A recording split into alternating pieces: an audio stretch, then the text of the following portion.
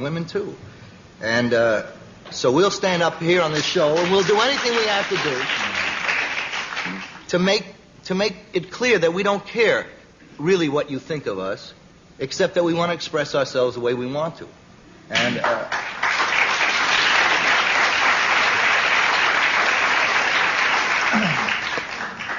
can't argue with that when there are three of you.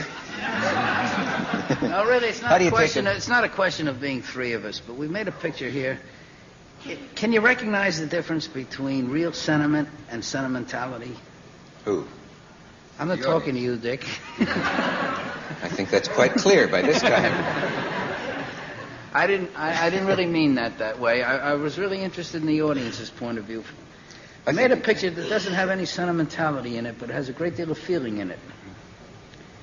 It has the kind of emotions that we all experience, but you really don't see on the screen. The kind of emotions that kind of get lost because they're no longer contrived in our film. They're genuine. Delight, hope, irritation, frustration, anger, friendship, love, bewilderment, confusion. They're all there.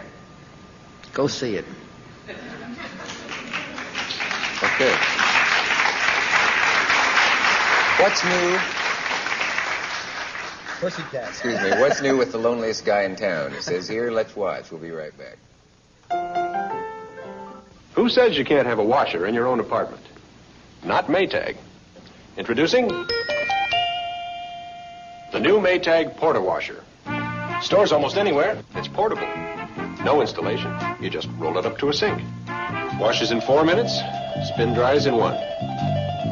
For a complete portable laundry almost anywhere, add a Porta Dryer. New Porta Washer, Porta Dryer. Only by Maytag. The dependability people. If you think you can give your hair body without changing the texture, you're fooling yourself.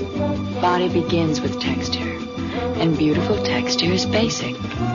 Rec Basic Texturizer makes hair feel thick, hold firm, because it gives more than body. It gives new texture. Really, texture is basic. Rec Basic Texturizer. No fooling. Did you guys find when you made this thing that you found out things about yourself that you didn't know? Can anybody give an example of something like that? Actually, our wives found out things about us that we didn't know. I wondered about that because I know how you work, and you're very, you're starkly honest in your work. And no, I found out something about myself. I never talk to you, Dick. I always talk to the audience, but I'm used to it. I don't know why this man keeps going on. I found out something about myself. It's your wrong side, Peter. Doesn't make any difference at this point. Attaboy. I found out that I was more alive than I thought I was. That's a terrific thing to discover. Go ahead, Dick. More alive. More alive. Well, don't leave it at that. Tell us what you mean. He can't, Dick. Well, I can. I really can, at the risk of being serious. Don't you find that at the age of 40, those of you who are 40, that you get the feeling that you've seen everything, that nothing is new and nothing is interesting anymore? Isn't it nice to find out that there's something different? That's what I found out. There is something different. Go ahead. You might not have found that out if you hadn't made the film. Oh, I wouldn't have found it out. What I was talking about is professionally. Yeah. Professionally, I've been in this business quite some time. Yeah. And I had reached the conclusion, I really had, that most of the jobs that I took, I was ready to pack in before I even started them because they were the same tired thing I'd done 1,000,000 times. And they had no interest for me. And this thing had interest for me. I was bewildered, and it was... You were bewildered. There's no doubt about that, Peter. I was bewildered. But at the end, I found out... You don't really want to tell him that. You really don't want to tell him Thank you, John. Stuff, honestly. All right. I think we did enough on that dumb picture. And it's a terrific picture. You ought to see it, but let's not talk about it anymore. All right. Let's talk about something else. You fellas have any hobbies?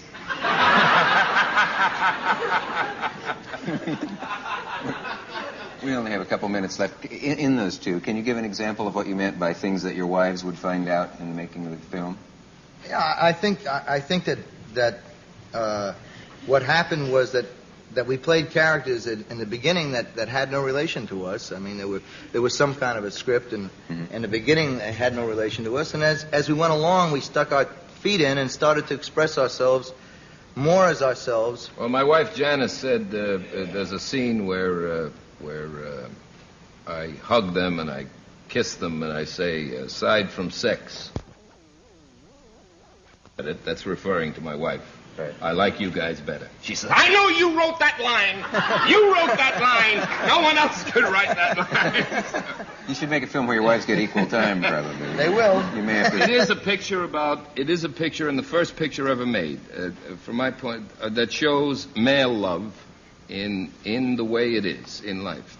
The male affection, the male, what some intellectual wrote a book called Men in Groups. It shows that without intellectualizing or without preaching. It shows it on the most tender, beautiful level of any film ever made.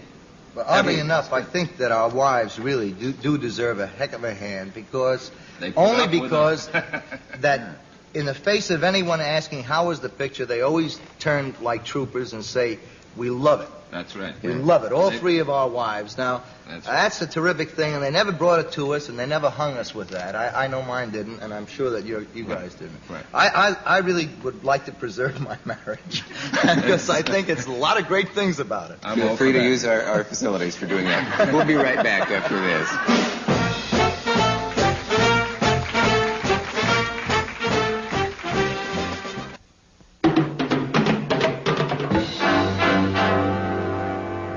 ABC Sunday Night Movie.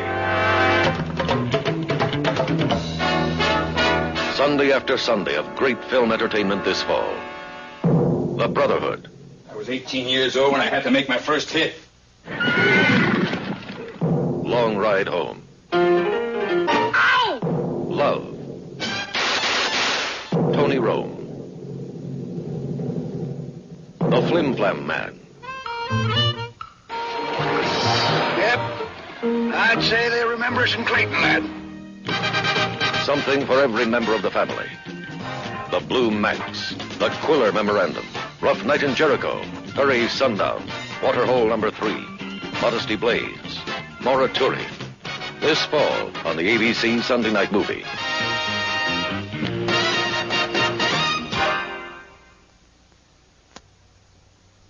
You remember Charlie the Sports Nut?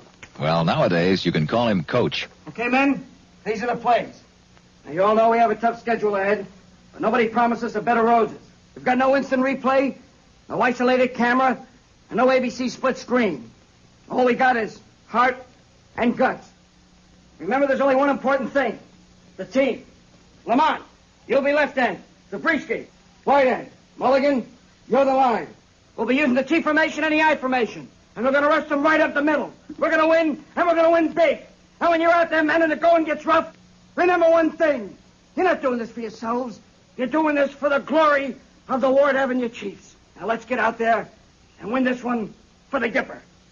In case you're wondering where Charlie gets his inspiration, he watches NCAA football every Saturday on ABC. Coach, who's the Gipper?